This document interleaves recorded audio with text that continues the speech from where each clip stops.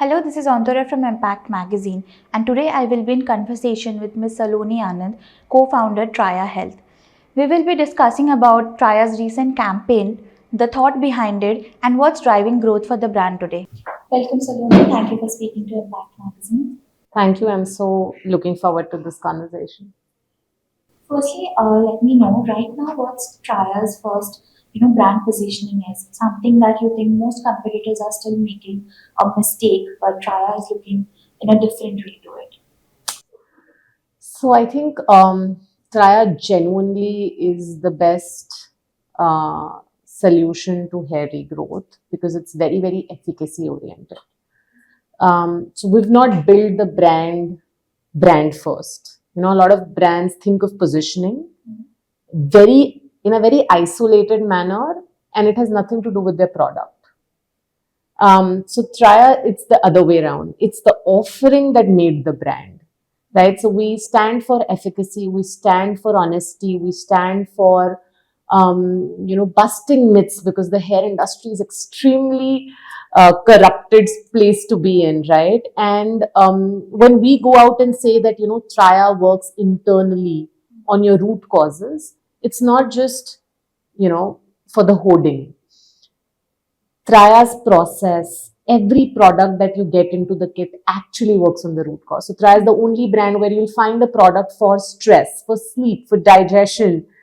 In fact, I think 20% of our Ayurvedic supplements are around digestion. And we are a hair loss brand. We do nothing else, right? So I think one piece that I would say where other brands are very different from Traya, or rather Traya is very different, is your whatever you hear from the brand, when you come and land on our website, you experience it.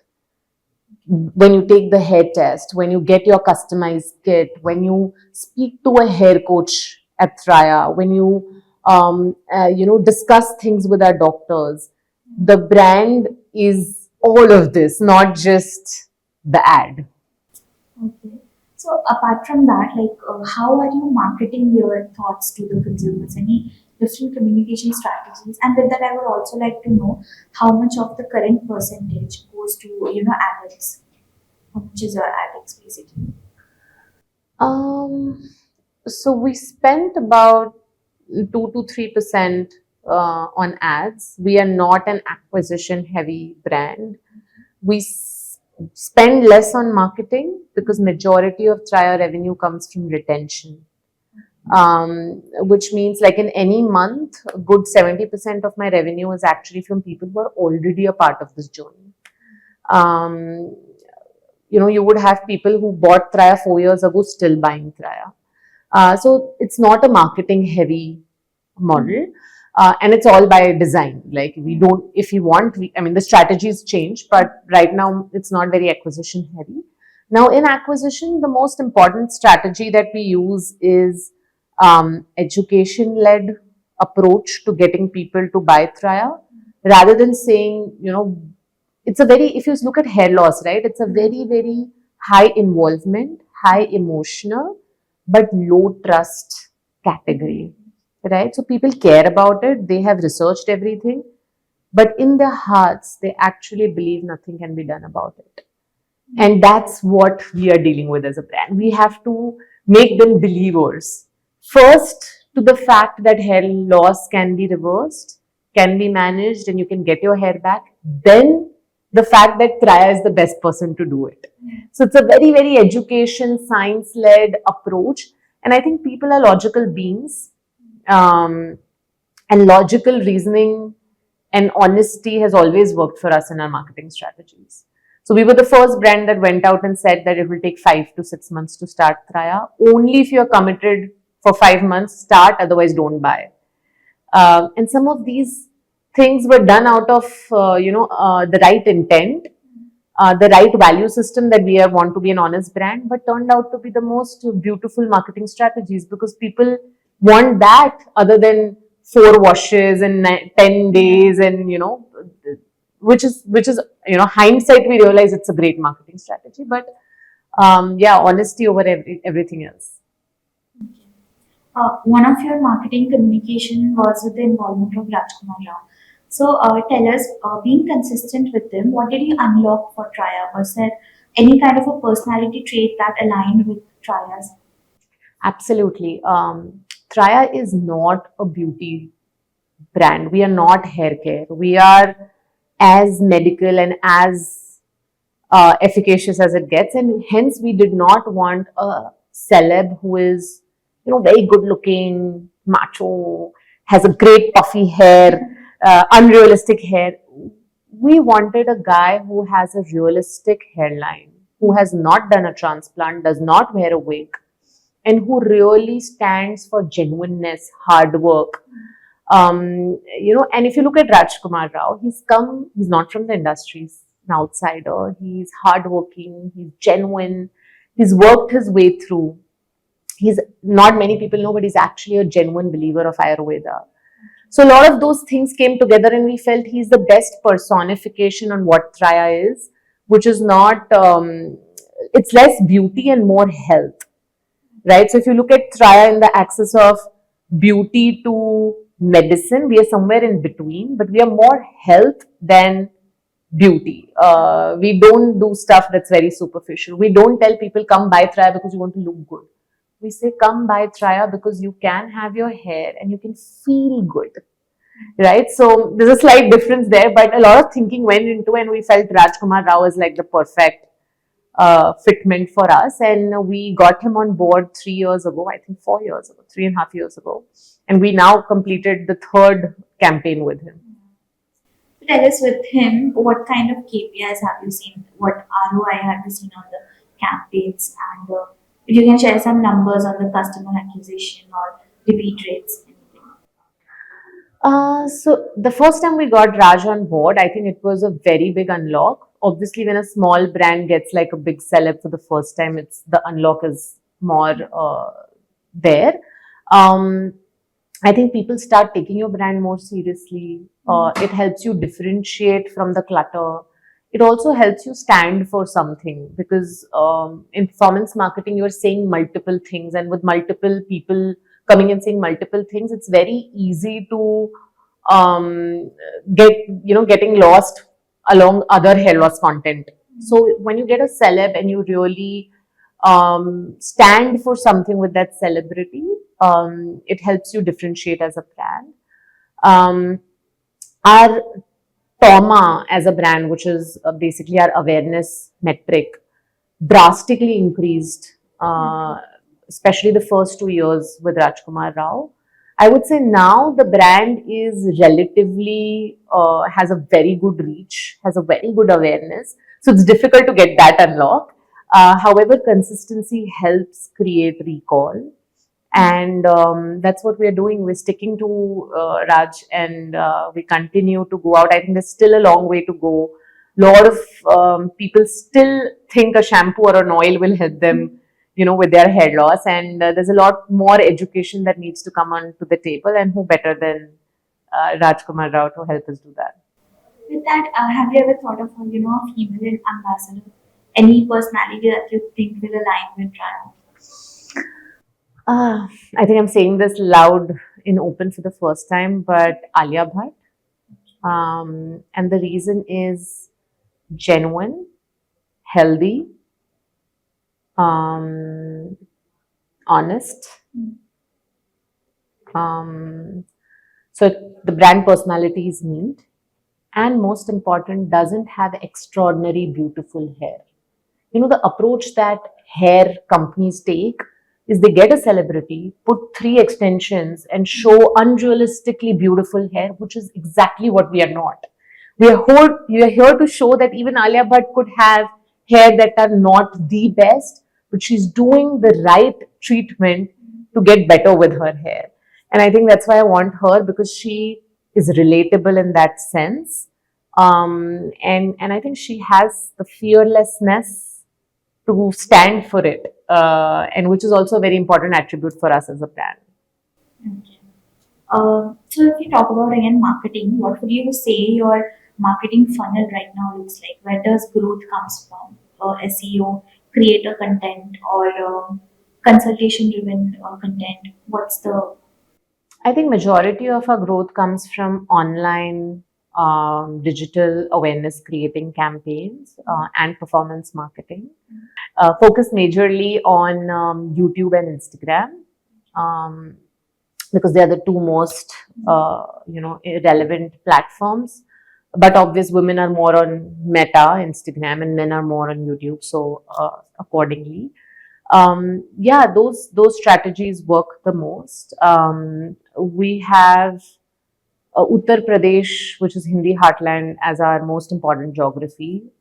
We've penetrated really well there, from tier 1 to tier 2 to tier 3 to tier 4 to tier 5. Everybody needs a hair loss treatment, and Traya cuts through a premium, educated CXO living in BKC to a guy who has literally two buffaloes tied in his house in Uttar Pradesh, Jaunpur. Jaunpur is also not his village, like a village closer to Jaunpur. Both of those people are Traya customers, and I think the fact that we are so, like, technology and digital helps us build a brand that can cater and be relatable to both of them. So when you say Rajkummar Rao is our celebrity, yes, you know it because you are in Bombay, but we have a Raj version for Uttar Pradesh, right? So we will have someone who is like the biggest face there just for that audience. So right now, gone are those days that the brand is only for a certain TG. You can fortunately do a lot more than just have one brand ambassador. With that, do you also invest in brand building campaigns? Like you spoke about performance. Absolutely. Absolutely. We spend a lot on brand building campaigns. In fact, all of Rajkummar Rao media spend is brand. We don't put Rajkummar Rao kind of celebrity in performance. So yes, we do spend a lot on brand. And the objective, but obvious for brand, is always to seek a newer audience that doesn't know about Traya and sort of become a top of the funnel opener for us. So when do you decide when to do more brand building and when to go for more performance? So I think it depends a lot on scale and business objectives, right? If you are a smaller brand, you just do performance marketing because that is the most efficient place, honestly, to grow as a business. But once you start scaling, you see that that plateaus and you are not able to grow further, or your CACs are going off the roof after a certain scale. So adding a brand layer helps there. To what is your objective, right? As a brand, do you want to grow new, like acquisition, or do you want to not grow too much this year, but want a very nice profitable EBITDA, right? So there have been years where we have cautiously defined that we don't want to grow too much this year, or we want to grow too much. So brand has a minus 3 month journey. You start brand 3 months, you start to see results 3 months later. So let's say, just taking an example, let's say FY 2027 is starting March onwards, a new year for us. Let's say we have a aggressive growth plan that year. We will start brand activities now, because we know from March we have to clock a certain revenue growth. So we will start brand. But if the objective is to not grow too much, we will save that money and we'll say, okay, let's not put too much money on brand this year. Let's just put it on the most efficient channel, which is performance marketing. So what is the aim for this year then? Which one are you going heavy? I think we're still figuring. Jan, Feb, March is the time where we spend a lot of time planning the next year, and that's exactly what we're doing right now. We have two brands, Traya, which is Traya Men mostly, and then there's Traya Women, which is our women category. The women category is relatively new. Not too many women know about us compared to men, because the brand is, the awareness index in men and women is largely different, which means men is there, right up there. Everybody knows Traya. It's more about shifting people from consideration to trial. They know the brand. They still don't trust it enough to buy. And the brand's objective is to create that trust to make them buy. However, in women, a lot of brand work has to start because the brand building is still left. It's still a smaller sort of segment there. So both of them, one place we'll have aggressive brand effort, the other place we'll have very conscious, healthy bottom line kind of planning. Traya is heavy on digital, right? So, any plans to go more on traditional like connected TV or print advertisement, OH boards? Not for at least, I don't know, the 2027 planning is still pending, like it's not sealed, but I don't think so. It's not like uh, we've done hoardings, we've done newspapers, we've done um, TV multiple times. However, I don't know that we'll do it for 2027 or not. Um, Also, we have a offline channel now. So Traya has centers, which are offline centers when you can walk into, meet a Traya doctor, hair coaches, do a consult. We have about 20 such centers, Pune, Bombay, Nagpur, and Hyderabad. Now, what this does is every Traya center is a Traya hoarding, right? Because if you cross, you see a Traya center. So I think we're seeing that help us, but I don't think we're going to do like additional hoardings. So anything new for the women or Traya women part because as you said, it needs more awareness right now. So nothing different for it. Any difference? Lot of brand building activities will start. You might see that we get a Rajkummar Rao equivalent there. We still so I think next 1 year is going to be a lot of brand efforts for Traya women.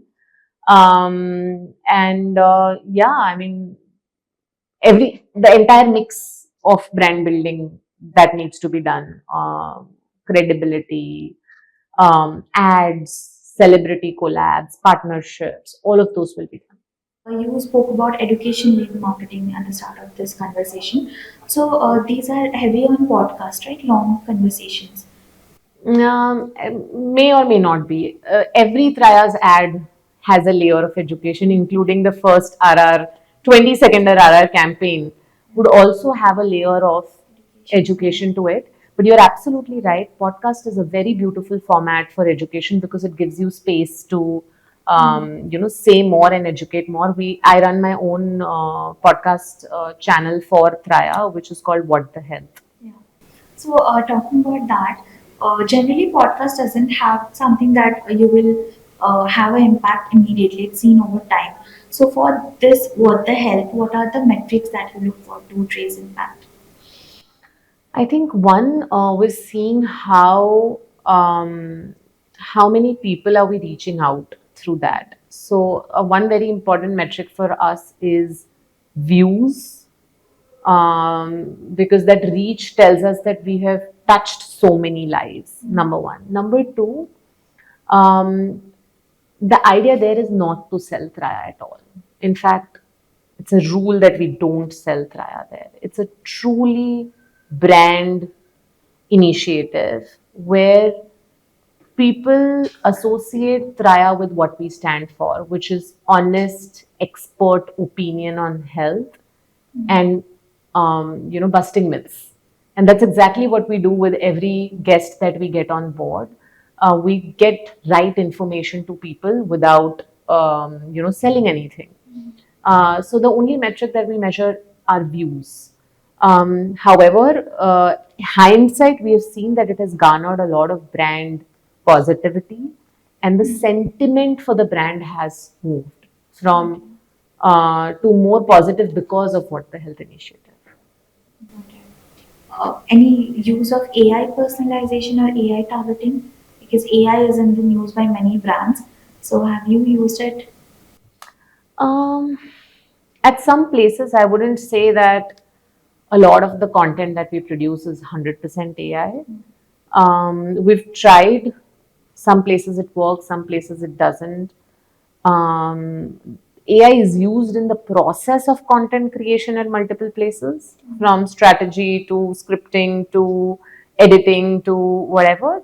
But I think we are a trust brand, and trust comes from a real person talking on the screen and not, uh, you know, whatever AI piece where people act. I think some formats it does work and we use them for those formats, but I wouldn't say that we are in 100% AI. We're trying to be there. We're not there yet. So we are just now right 1 month into 2026. How had 2025 been for Traya and what's the current revenue or where is Traya standing right now? 2025 was an amazing year because we saw the most interesting ups and downs. I think we also saw like a really low sort of journey, and then we saw really, so it was like after a while it felt like, can life be stable? We don't want ups, we don't want downs. It was very exciting that way. So 2025, we grew about 44% FY 2025, and FY 2026 we are expecting a growth of about 70%. So I think very exciting 2 years, and even more excited to for FY 27 because some aggressive bets taken during these 2 years I think are finally taking shape. We launched the Traya offline centers. They're doing really well. So 2027 will be the year to sort of scale them from an experiment to an actual channel. The women business is doing really well. And now will the brand building phase will start. So 2027 is going to be very exciting. And yeah, looking forward to it. So you spoke about the ups and downs, right? So any kind of lessons that you're coming forward in 2026? Anything you're going to apply or change? Something you want to prioritize or deprioritize? I think to not get too much affected from outcomes and stick to the process or the inputs. It's important to look at output data and plug it into your strategies. But I think one big learning for me was I went all over the place to figure out why things were not working and then realized, oh my God, I knew exactly what needed to be done. I just had to put my head down and do it. So I think sometimes basically process over everything, and just making that more efficient. Got it. Thank you, Saloni. This was an insightful conversation, and all the best for the year. Thank you so much.